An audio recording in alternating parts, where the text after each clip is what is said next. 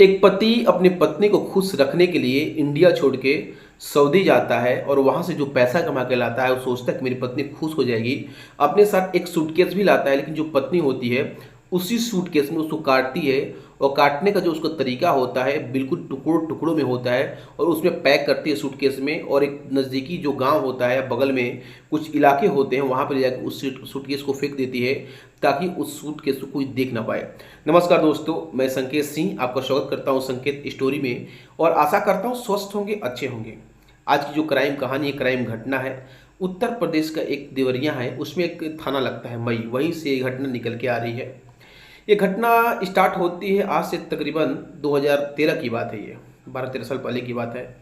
2013 में एक लड़की जिसका नाम होता है अव्या, वो देखने में बहुत ही ज़्यादा खूबसूरत होती है, आकर्षक होती है। और जो उसका पति होते हैं उनका नाम होता है कालम। 2013 में इन दोनों का शादी हो जाता है। परिवार की खुशी रंजिश से किसी चीज़ की कोई दिक्कत परेशानी नहीं होता है।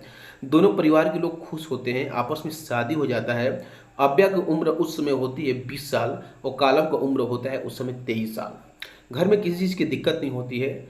2 साल बीतने के बाद एक लड़की होती है जिसे परिवार को बहुत ज़्यादा खुशी होती है। लेकिन जो कालम होता है अपनी जो वाइफ की हरकतें दिन पर दिन बदलते जा रहा था, क्योंकि काव्या उसको भाव नहीं दे रही थी। जैसे ही साल 2 साल बीतता है उससे थोड़ा सा दूरी अपनाने लगती है, क्योंकि पैसे की किल्लत होने लगी थी। ये देखकर जो उसका पति होता है इंडिया छोड़कर बाहर जाने का फैसला करता है। अपना वीज़ा लगाता है, उसका वीज़ा पास हो जाता है और उसी वीज़े के माध्यम से दुबई जाता है और वहाँ से 4 साल जम के पैसा कमाता है। उसके पास बहुत ज़्यादा पैसे होते हैं, वो घर पे भी पैसा भेजता है और जब आता है तो अपने साथ बहुत सारा पैसा लेके आता है। जैसे ही वो इंडिया आता है, घर जाने से पहले एक मॉल में जाता है, उस मॉल में शॉपिंग करता है। उसमें अपनी बच्ची के कपड़ा, अपनी वाइफ के कपड़ा, अपने माता पिता का कपड़ा, अपने भाई का कपड़ा, अपनी बहन का कपड़ा, जो भी परिवार के मेंबर हैं सबको कपड़ा किनता है। और घर जाने से पहले एक डब्बा मिठाई भी लेता है, क्योंकि घर वाले उसका 4 सालों से इंतज़ार कर रहे थे। उसको पता होता है कि जो मेरी वाइफ है वो मेरा 4 सालों से इंतज़ार कर रही है। जैसे वो घर जाता है उसकी वाइफ देखती है तो बल्कि उसको देखने से खुश हो जाना चाहिए। वो देखती है तो उसकी आंख जो होती है एकदम नम हो जाती है, लगता है कि अब रो ही देगी।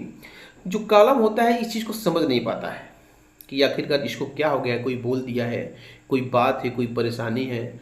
वो रात को अपनी वाइफ से पूछता है, क्या आपको कोई बोला है, आपको किसी ने डांटा है तो आप मेरे को बता सकते हैं। लेकिन जो उसकी पत्नी होती है कुछ भी नहीं बताती है और धीरे धीरे जो कालम होता है 1-2 महीना बीत जाता है। वो अपने घर ही रहता है, क्योंकि 4 सालों के बाद आया हुआ था तो इतना जल्दी तो सऊदी कमाने जाएगा नहीं, जिसके चलते अपने घर पे ही रहता है और लोगों से आपस में टाइम पास करता है। वो सोचता है कि 4 साल मैंने दूसरे कंट्री में बिताया, कुछ समय अपने देश में भी बिता लें, अपने लोगों के साथ बिता लें, अपने बच्ची अपनी वाइफ के साथ बिता लें। लेकिन किस्मत को कुछ और ही मंजूर होता है। जो उसकी पत्नी होती है उसके जो कालम कालम की बड़ी बहन होती है उन्हीं के एक लड़का होता है, उसका नाम होता है नौशाद। वो भी देखने में बहुत ज़्यादा लंबा होता है, हट्टा कट्ठा होता है, नौजवान छोरा होता है।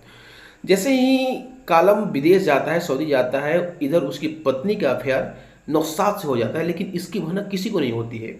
लेकिन जब कालम वहाँ पे इर्द गिर्द रहने लगता है, लोगों से बात विचार करने लगता है, तो पता चलता है कि जो उसकी आव्या पत्नी है अपने ही भांजे से फंस चुकी है। और जो उसका भांजा है हमेशा घर पे आता है, बल्कि घर पे नहीं बल्कि रात को रुकता है। और रुकने का जो समय होता है बंद कमरे में दोनों लोग रुकते हैं, परिवार का कोई भी मेंबर कुछ नहीं बोलता, क्योंकि जो नौशाद होता है बहुत ही दबंग किस्म का व्यक्ति होता है, बहुत ज़्यादा पावरफुल व्यक्ति होता है, जिससे चलते परिवार वाले नहीं बोलते हैं, डरते हैं, समझते हैं।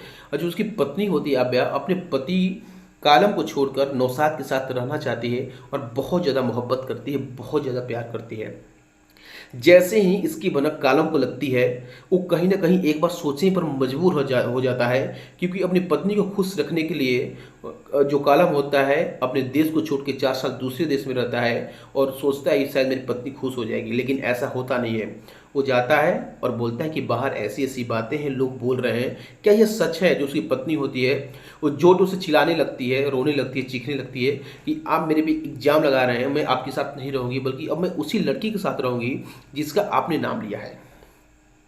जैसे ही वो कालम इस बात को सुनता है तो बोलता है कि कोई बात नहीं, तुम जिसके साथ रहना चाहती हो रह सकती हो, मेरे को इसमें कोई भी दिक्कत, कोई भी परेशानी नहीं है। एक दिन का बात होता है, जो अव्या होती है प्लान बनाती है अपनी आशिक अपने भांजे नौशाद के साथ मिलके कि इस रास्ते से मेरे पति कालों को हटाना पड़ेगा, नहीं तो आगे जाकर ये बहुत बड़ा दीवार बन जाएगा, हम लोग को मिलने नहीं देगा, हमारा जो प्यार है अधूरा प्यार बन के रह जाएगा। वहाँ पे अव्या जो होती है अपने भांजे के साथ प्लान बनाती है।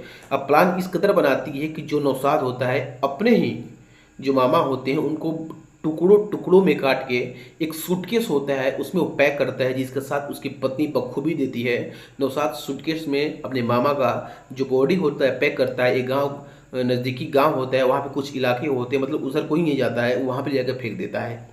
लेकिन कुछ दिन बीतने के बाद जो गांव के किसान हैं घूमने जाते हैं, किसी की खेत का माहौल क्या है, सिंचाई का माहौल क्या है देखने जाते हैं, तब देखते हैं कि वहाँ पे एक सूटकेस है। जैसे ही वो सूटकेस को खोला जाता है तो उसमें बॉडी होता है जो बहुत ज़्यादा दुर्गंध कर रही थी, स्मेल कर रही थी। वो तुरंत नज़दीकी जो पुलिस स्टेशन होता है उसमें सूचना दिया जाता है। गांव के बहुत सारे लोग एकत्रित हो जाते हैं और एकत्रित होकर इस घटना को मुआयना करने लगते हैं कि ऐसा कौन कर सकता है, ये बॉडी है किसकी। धीरे धीरे जो नौशाद होता है, इधर भी इसके परिवार वाले गुमशुदगी का रिपोर्ट लिखवा चुके थे कि मेरा बेटा, मेरा पति जो उसकी पत्नी होती है नहीं मिल रहे हैं, शायद कहीं चले गए हैं। पुलिस छानबीन करती है, फिर अव्या की जो जो सीडीआर होता है उसको लगाया जाता है, क्योंकि पुलिस को अगल बगल के लोगों से पता चल जाता है कि इसका अफेयर नौशाद नाम के लड़के से है, जो कि भांजा है इसके घर का ही है। जब सीडीआर लगाया जाता है तो पता चलता है कि नौशाद और अव्या के बीच घंटों बातें हुआ करती थी। तो पुलिस एक बार सोचने पर मजबूर हो जाती है कि शायद कुछ हो सके, कुछ सुराग मिल जाए, क्योंकि पुलिस तो भैया चौकन्या होती है, उसको एक सुराग चाहिए। जैसे उसको भनक मिलता है और उसको खंगालना स्टार्ट करती है। तो जिस दिन नौशाद मरा होता है, बारी बारी से पुलिस इसको सुन रही थी, तो पता चलता है कि दोनों का बात हो रहा है कि उसको ठिकाना लगाना है, उसको मारना है। तुरंत उनको पकड़ती है और पकड़ के पूछताछ स्टार्ट करती है। नौशाद तो नहीं बताता है, लेकिन अव्या पे जब थोड़ा सा महिला पुलिस जो होती हैं थोड़ा सा फोर्स करती हैं, तो जो पूरी घटना है, पूरी कहानी है, बिल्कुल बक देती है, बता देती है। और जो पुलिस अपनी घटना जैसे ही घटना सुनती है तो सुनने पे एक बार कहीं ना कहीं मजबूर हो जाती है।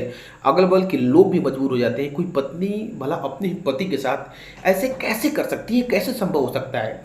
जो अगल बगल के लोग होते हैं वो भी समझ जाते हैं कि हम भी अपनी पत्नी से प्यार करते हैं, हम भी लोगों को मानते हैं, लेकिन मेरी पत्नी भी क्या ऐसे कर सकती है। पुलिस उन पे कड़ा एक्शन लेते हैं और पुलिस अपनी कार्रवाई चालू कर देती है और अव्या और नौशाद थाने में बंद हो जाते हैं, पुलिस स्टेशन में बंद हो जाते हैं। आगे कार्रवाई पुलिस अपने हिसाब से करती है। लेकिन जो कलाम होता है इस दुनिया को छोड़ देता है। वो किस लिए? अपनी पत्नी के लिए, क्योंकि उसकी जो पत्नी होती है वफादार नहीं होती है। अगर पत्नी वफादार होती तो आज भी जिंदा होता, खुली हवाओं में सांस लेता, क्योंकि खुदा का दिया हुआ उसके पास सब कुछ था, किसी चीज़ की कमी नहीं थी। तो पूरी कहानी, पूरी घटना सुनाने का मतलब किसी की भावनाओं को ठेस पहुंचाना नहीं, किसी को आहत करना नहीं, बल्कि आपको जागरूक करना मेरा काम है। अगर किसी की भावनाओं को ठेस पहुंच रहा है तो मैं उसे हाथ जोड़ के माफ़ी मांगता हूं। इसी के साथ नमस्कार।